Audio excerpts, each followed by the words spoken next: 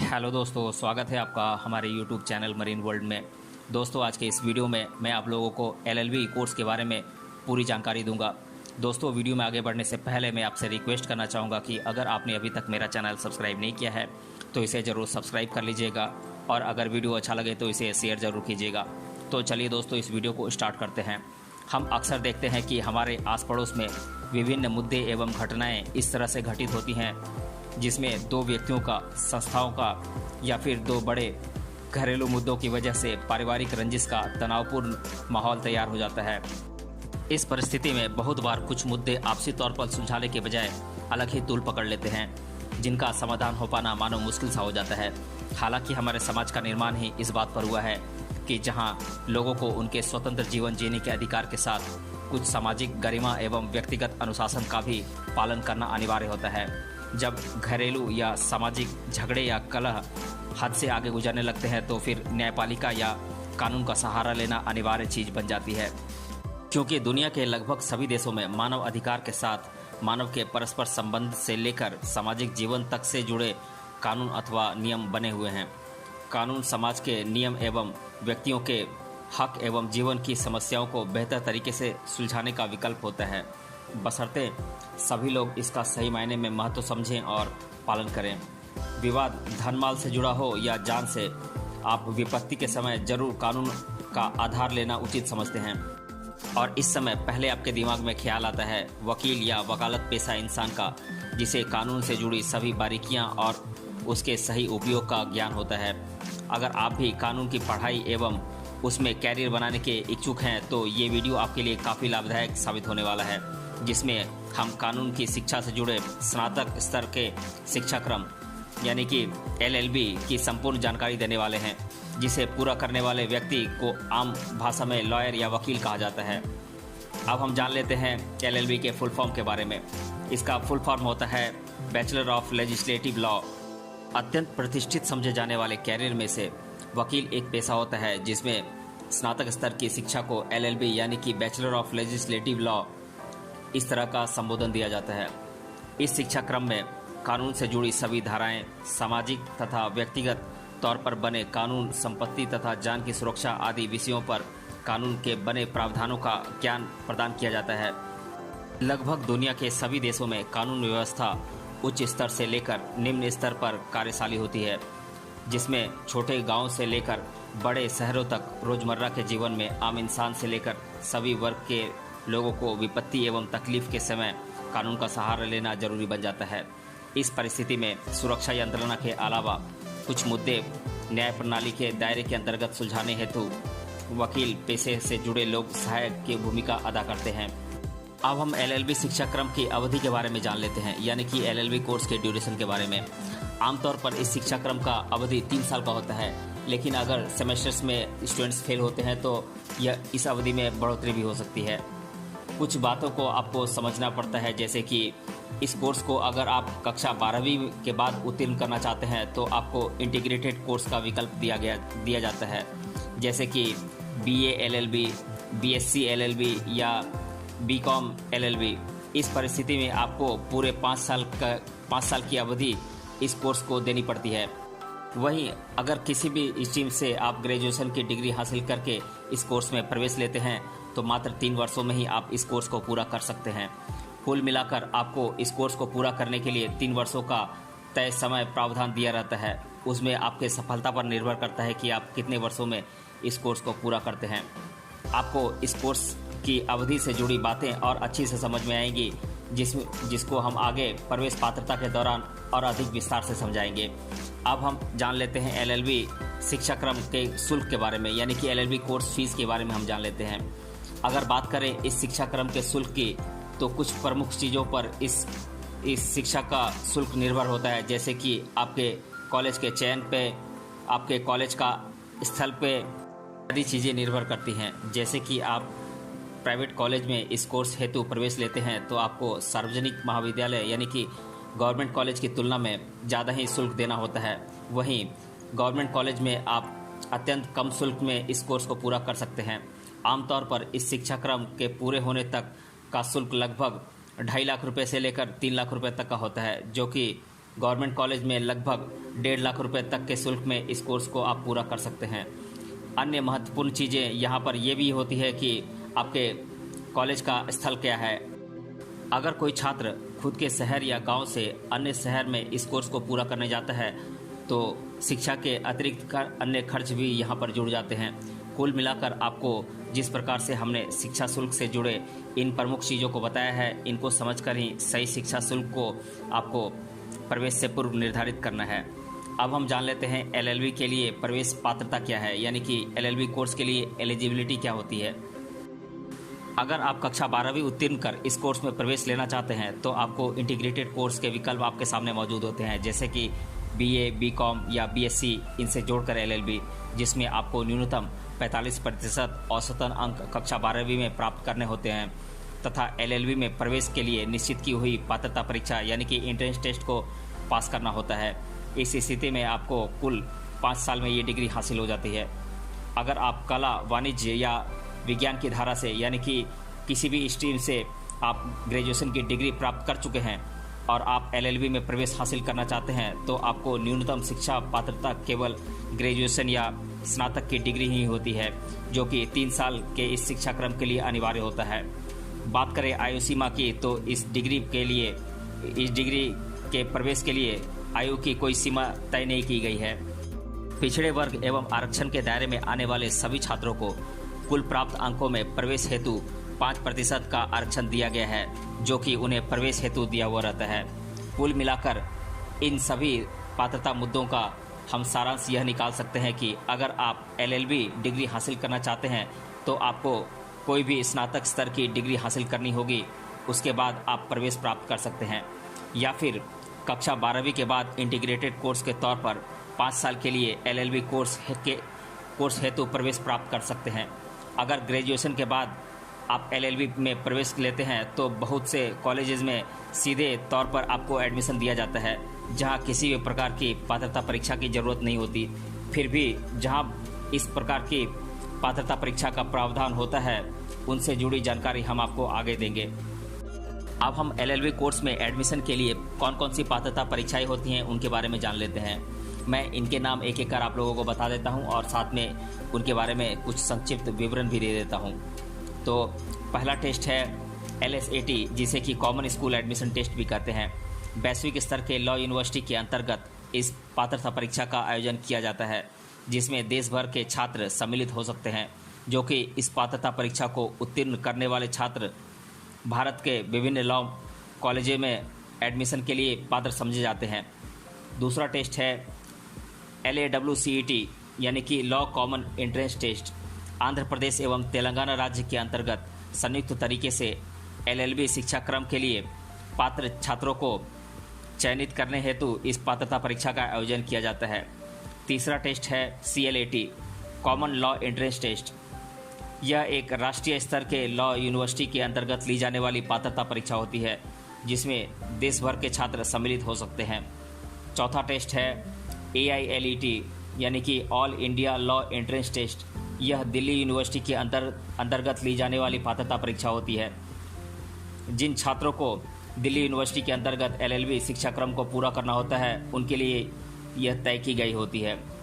अब हम एलएलबी शिक्षा क्रम में प्रवेश की प्रक्रिया को समझ लेते हैं, यानी कि एलएलबी एडमिशन प्रोसेस के बारे में हम जान लेते हैं। यहाँ हम विस्तार से समझते हैं कि अगर आपको इस कोर्स हेतु प्रवेश लेना है तो किन चरणों के माध्यम से आपका प्रवेश निश्चित होता है।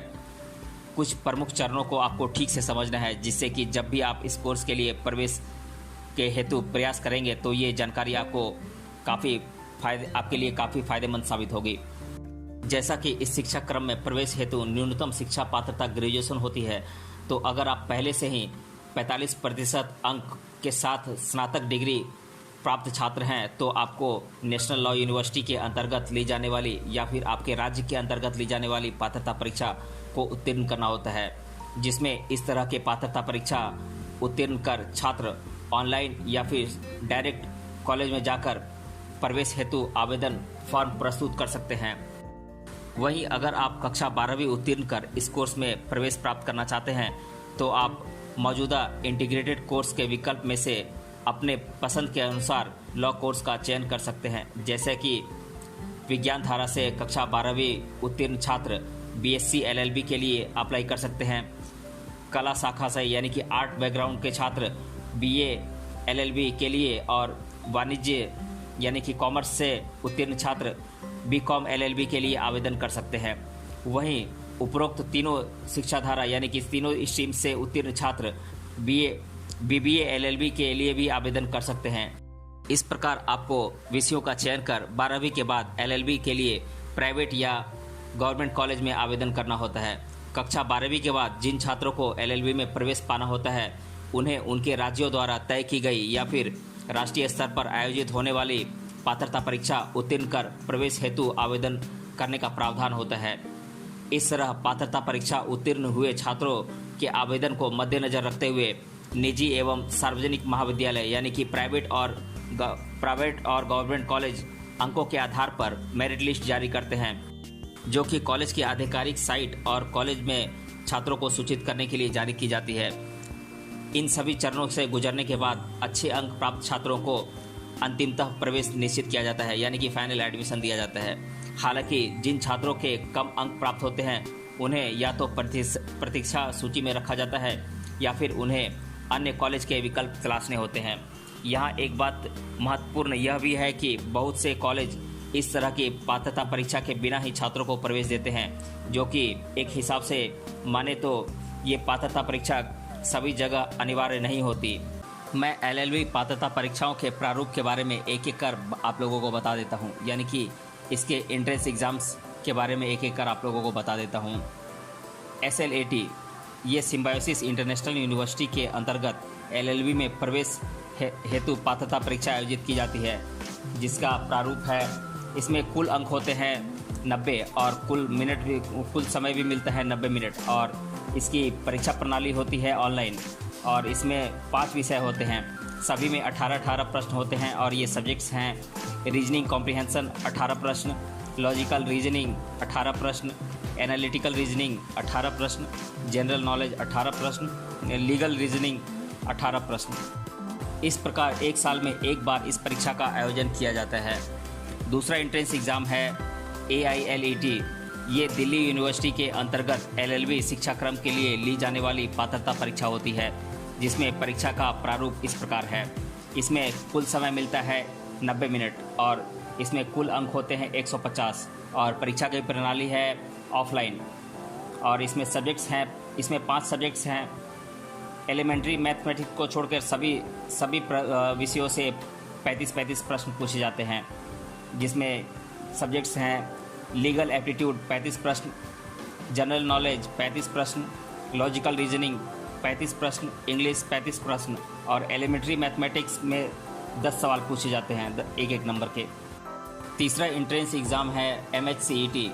महाराष्ट्र राज्य के अंतर्गत होने वाली इस पात्रता परीक्षा को राज्य के सार्वजनिक, अर्ध सार्वजनिक तथा सार्वजनिक अनुदान प्राप्त लॉ महाविद्यालयों में यानी कि गवर्नमेंट, सेमी गवर्नमेंट और गवर्नमेंट फंडेड कॉलेजेस में छात्रों के प्रवेश हेतु चयन के लिए आयोजित किया जाता है। इस परीक्षा का प्रारूप इस प्रकार है। इसमें कुल अंक होते हैं 150, यानी कि इसमें एक नंबर के 150 सवाल होते हैं और कुल समय मिलता है 2 घंटा, और परीक्षा प्रणाली होती है ऑनलाइन, और परीक्षा का माध्यम होता है अंग्रेजी और मराठी, और इसमें कुल 5 विषय होते हैं। और इसमें मैं विषयवार विषय के साथ साथ प्रश्नों की संख्या मैं बता देता हूँ। Logical reasoning and analytical reasoning 40 प्रश्न, मैथमेटिकल एप्टीट्यूड 10 प्रश्न, general knowledge with current affairs 30 प्रश्न, legal aptitude and legal reasoning 40 प्रश्न, और इंग्लिश 30 प्रश्न। चौथा एंट्रेंस एग्ज़ाम है CLAT। भारत में होने वाले ये राष्ट्रीय स्तर के पात्रता परीक्षा होती है, जिसके द्वारा देश के विभिन्न राज्यों के छात्र LLB में प्रवेश हेतु चयनित किए जाते हैं। इस पात्रता परीक्षा का प्रारूप इस प्रकार है। इसमें कुल समय होता है 2 घंटा, और इसमें कुल प्रश्नों की संख्या होती है 150, और कुल अंक भी होते हैं 150, और परीक्षा की प्रणाली होती है ऑनलाइन, और इसमें 5 सब्जेक्ट्स होते हैं। ये सब्जेक्ट्स हैं legal reasoning, logical reasoning, English language, quantitative techniques, current affairs including general knowledge. अब हम एलएलबी शिक्षा क्रम के पाठ्यक्रम के बारे में जान लेते हैं, यानी कि इस कोर्स के सिलेबस के बारे में जान लेते हैं। जैसा कि हम जानते हैं कि अगर हम एलएलबी का कोर्स ग्रेजुएशन की डिग्री पूरी करने के बाद करते हैं तो ये 3 साल का कोर्स होता है और इन 3 वर्षों में कुल 6 सेमेस्टर्स पढ़ाए जाते हैं और 6 सेमेस्टर्स में अलग अलग विषय पढ़ाए जाते हैं। मैं सेमेस्टर वाइज इन सभी विषयों के नाम आप लोगों को बता देता हूँ। सेमेस्टर 1 के विषय हैं labour law, family law 1, crime law of contract 1 और एक वैकल्पिक विषय चुनना होता है, यानी कि ऑप्शनल सब्जेक्ट्स चुनना होता है और चुनने के लिए सब्जेक्ट्स मिलते हैं trust, women and law, criminology, international economic law. तो ये 4 सब्जेक्ट्स होते हैं और इनमें से एक सब्जेक्ट चुनना होता है हमें। और सेमेस्टर 2 के सब्जेक्ट्स हैं family law 2, law of tort and consumer protection act, constitutional law, professional ethics. तो ये 4 सब्जेक्ट्स थे सेमेस्टर 2 के। अब हम दूसरे साल के सब्जेक्ट्स जान लेते हैं, यानी कि तीसरे सेमेस्टर का सब्जेक्ट्स है environmental law, arbitration, conciliation and alternative, law of evidence, human rights and international law. Semester 4 के सब्जेक्ट्स हैं jurisprudence, law of contract 2, property law including transfer of property act, practical training, legal aid.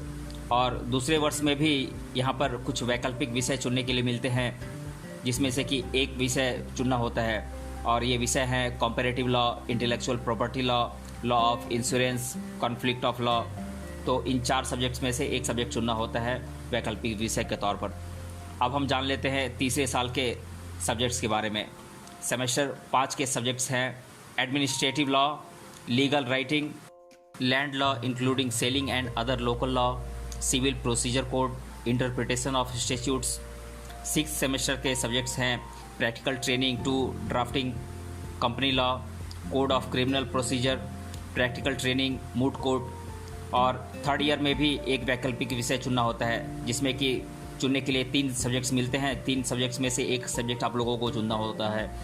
तो ये subjects हैं cooperative law, investment and securities law, banking law including negotiable instrument act. तो इस प्रकार हमने आपको इस शिक्षा क्रम का संपूर्ण पाठ्यक्रम समझा दिया।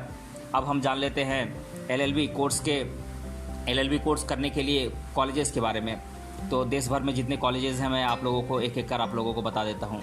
ये कॉलेजेस हैं NALSAR university of law Hyderabad, Amethi law school New Delhi, Symbiosis law school Pune, Gujarat national law university Gandhinagar, ILS law college Pune, government law college Mumbai, Parul university Vadodara, Chandigarh university Chandigarh, KLE society law college Bengaluru, KR Mangalam university Gurgaon, lovely professional university New Delhi, doctor Ambedkar government law college Chennai, Ambedkar college of law Mumbai, university of Mumbai, SNDT women's university Juhu Mumbai, Kerala law academy law college Thiruvananthapuram, government law college Thiruvananthapuram, government law college Kochi, Manikchand Pahade law college Aurangabad, Rashtrasant Tukdoji Maharaj Nagpur university Nagpur, Sandip university Nagpur, Shri Shivaji law college Nanded, doctor Punjab Rao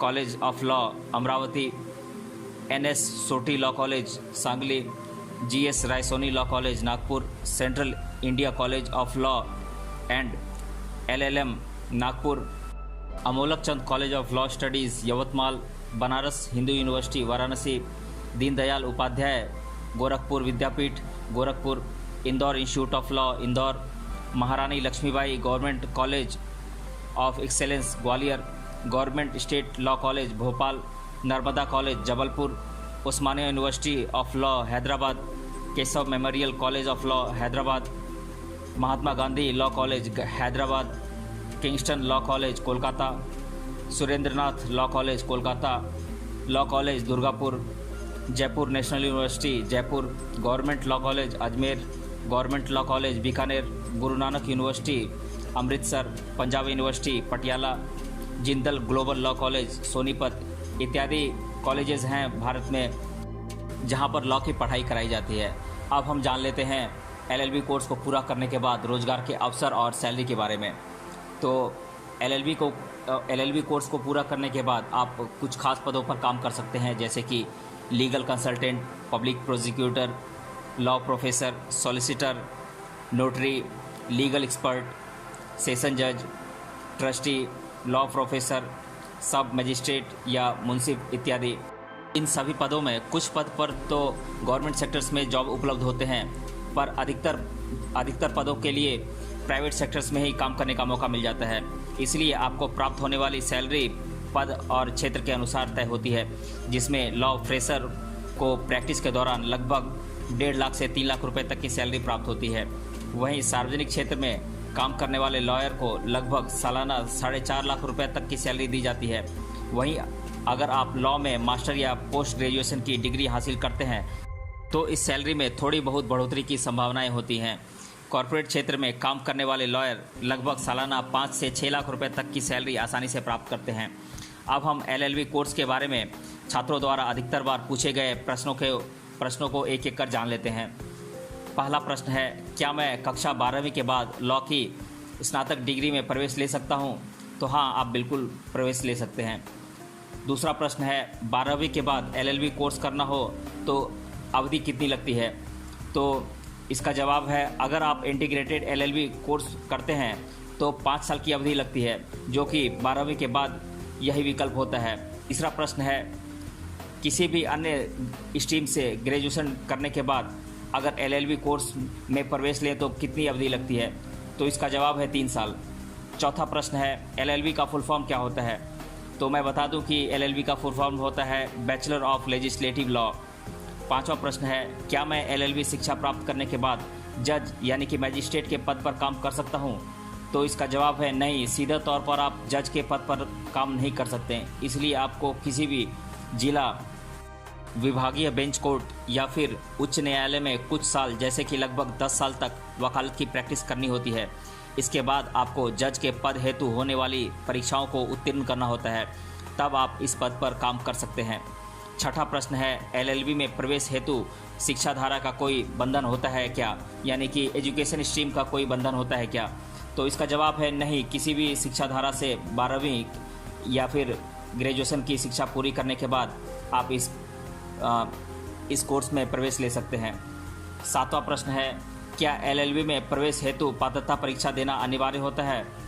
तो मैं बता दूं कि ये सब चीज़ें college और university पर निर्भर होती है। जहां कहीं पर पात्रता परीक्षा के अनुसार प्रवेश मिलता है तो बहुत सारी जगहों पर सीधे तौर पर यानी कि डायरेक्ट एडमिशन दिया जाता है। आठवां प्रश्न है, 12वीं के बाद एलएलबी कोर्स को किस नाम से जाना जाता है तथा उसके प्रकार क्या होते हैं? तो ये कोर्स हैं इंटीग्रेटेड कोर्स होता है, जिसमें BA LLB, BSc LLB, BCom LLB तथा बीबीए एलएलबी आदि शामिल होते हैं। 9वां प्रश्न है, क्या मुझे एलएलबी कोर्स को पूरा करने के उपरांत सार्वजनिक क्षेत्र में वकील की नौकरी मिलेगी? तो इसका जवाब है हाँ, पर इसके लिए सरकारी वकील के लिए ली जाने वाली प्रतियोगिता परीक्षा आपको उत्तीर्ण करनी पड़ेगी। 10वां प्रश्न है, क्या एलएलबी में प्रवेश हेतु गणित विषय 12वीं में तथा ग्रेजुएशन में पढ़ते समय शिक्षा क्रम में होना अनिवार्य होता है? तो नहीं, यह कोई अनिवार्यता नहीं है। तो दोस्तों, आपको इस वीडियो के माध्यम से एलएलबी कोर्स से जुड़ी हमने लगभग सभी जानकारी आपको दी है, जिसे जानने के बाद आपके मन में इस कोर्स से जुड़ी जितनी भी शंकाएं थी उसका समाधान हो गया होगा, तथा जब भी आपको इस कोर्स में प्रवेश लेना हो तो ज़रूर आपके पास अनुकूल जानकारी होगी। आशा करते हैं कि ये जानकारी आपको पसंद आई होगी। मिलते हैं अगले वीडियो में किसी अन्य टॉपिक के साथ, तब तक के लिए धन्यवाद।